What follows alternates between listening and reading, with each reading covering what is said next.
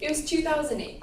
Professional New England Revolution soccer player Taylor Twellman, the youngest player to score 100 goals in the MLS, had just scored a beautiful goal against their rival, LA Galaxy. The crowd of nearly 40,000 went wild. As Twellman fearlessly headed in the ball, he got the goal but took two massive fists to the face.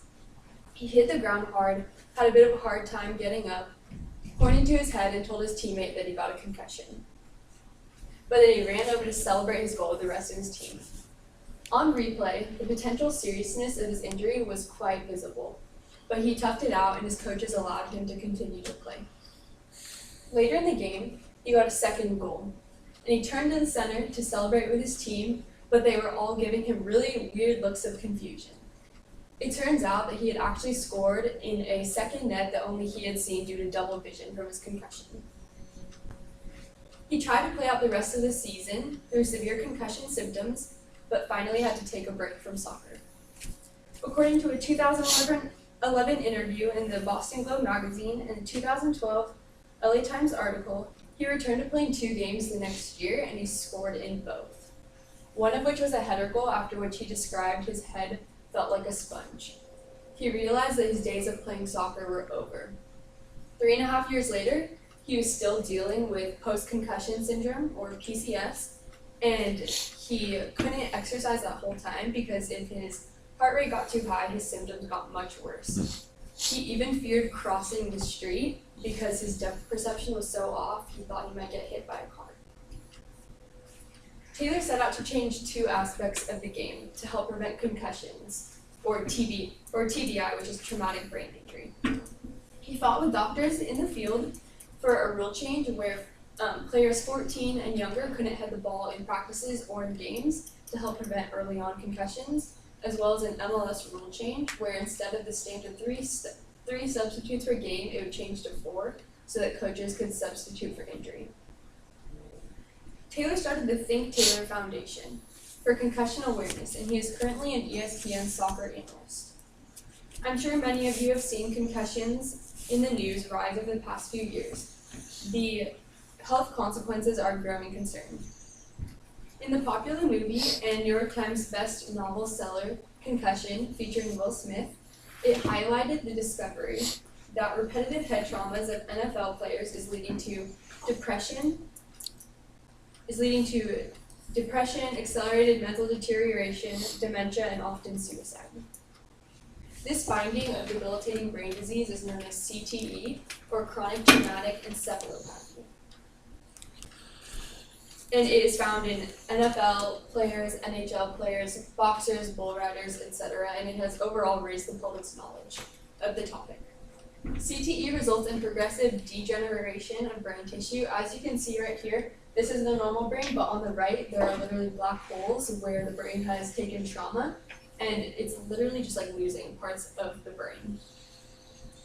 Naturally in sports, due to the physical nature of them, injuries occur, including TBI. But the problem lies in how they are dealt with. Pressure for players to pretend they are okay and play on is unacceptable. Pressure from coaches, parents, teammates, and even players themselves to suck it up, shake it off, and take one for the team is a huge problem, especially when it involves an injury to the brain. Severe lasting consequences can result, including death for not taking TBI seriously. Symptoms of traumatic brain injury include headaches, dizziness, nausea, delayed responses to questions, etc. There's so many different symptoms. And a lot of these occur immediately while others are more delayed. And it's really important to know that you do not have to lose consciousness to have maintained a concussion. In addition, the Mayo Clinic also lists these symptoms that may develop more over time. These include concentration and memory problems, personality changes, irritability, light sensitivity, sleep disturbances, and depression. According to Dr. Robert Cantu, a leading concussion expert in the world, most concussions return to normal within 7 to 10 days, and most athletes are back to exercising within 2 weeks. Cantu's Concussion Center states that 20% have PCS, which is post-concussion syndrome, where symptoms last 1 month or more. It is really important that athletes do not return to play in this time or while still experiencing these symptoms. Because if they do, and they get a second concussion before the symptoms of the first have resolved, this can result in a life-threatening swelling of the brain called SIS, which is second impact syndrome, and this is fatal.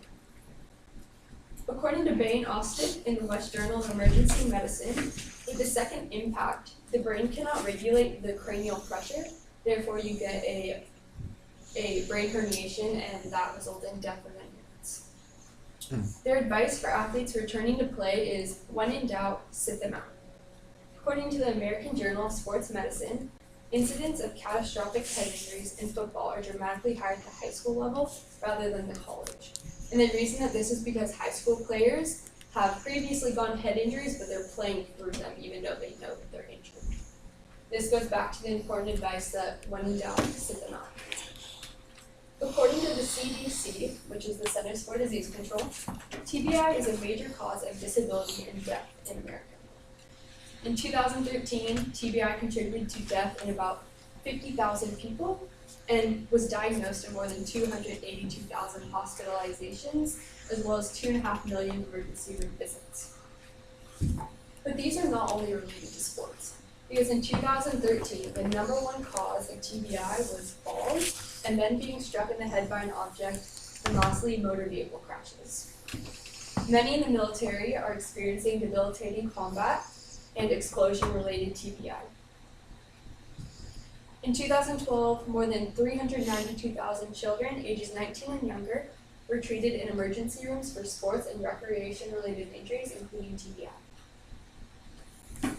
According to People magazine, about 8 years ago, Natasha Richardson, she was a famous movie and stage actress. She was the wife of Liam Neeson, and she was also the mom in Parent Trap. She was out skiing with her son in Canada. They were just on a beginner slope when she fell and hit her head. She was totally conscious and aware of what happened. She even laughed about the fall herself. So she didn't allow herself to be treated. She refused the recommended treatment at the slope and then later again at the hotel. When she did receive the treatment she needed, it was too late. She died at the mere age of 45 due to a massive internal brain bleeding. And the saddest part is that this was completely unnecessary, because if she would have received the timely medical treatment she needed, then she probably wouldn't have died. This is where we all come in. As you can see, these life-altering, life-threatening TBIs are not isolated to sports. Many of us, I'm sure, have had a concussion or know someone who has. TBIs aren't totally preventable, but our response to them can dramatically change the outcome. If we suspect a concussion in a friend, a sibling, a grandparent, or anyone really, we must insist that they see a doctor and follow up to make sure that they have done so. Remember that getting your bell rung and seeing stars is not no big deal, because these are symptoms that the brain has been injured, and because it is an invisible injury, unlike a swollen knee or ankle, it is really important that we take all of these symptoms very seriously. Let's make sure that no more senseless deaths are occurring by never pressuring or allowing an injured player to go back and play. We can also donate to concussion awareness programs and foundations, as well as research in this vital area. A huge step we can all take is by taking the TT Pledge, or the Taylor-Twellman Pledge, which states, I pledge to be educated on the symptoms of concussions. I pledge to be honest with coaches, parents, teammates, and teachers. I pledge to be supportive of anyone who may have a concussion. Because in the words of Taylor-Twellman, we only have one brain, and it needs to last a lifetime.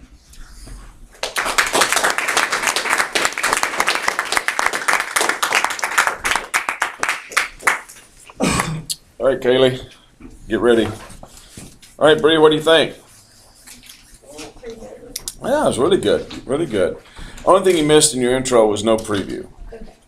But I mean, everything else I think lined up. Posture you're rocking a little bit, but that's not a big deal. Like the policy, easy to do. Know where to go to do it. The conclusion's pretty much dead on. And 11 sources, what I counted. So you had plenty of sources and really good citations of them and everything. So I think it's really well done. So I liked it. So nice job. Yes. Should I put my name on them? No, Okay. I'll just staple them here. Thank you. Yep. Ah, thank you, sir. Wow. Those are really shriveled up, Zion.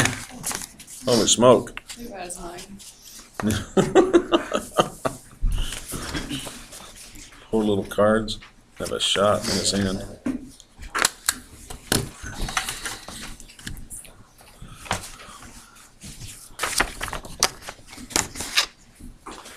We're going to run over just a tad, so just be patient, because she's the last speaker, so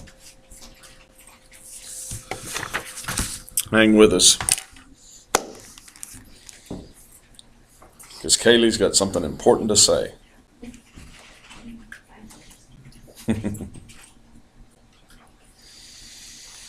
Does anyone have a class right after this that you've got to get to? I have to test it too. Go ahead, take off. Do you need to take off? Go ahead.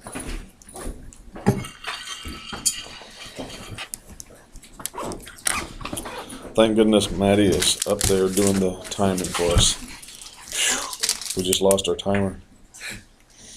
Good job today, Brian. Thank you.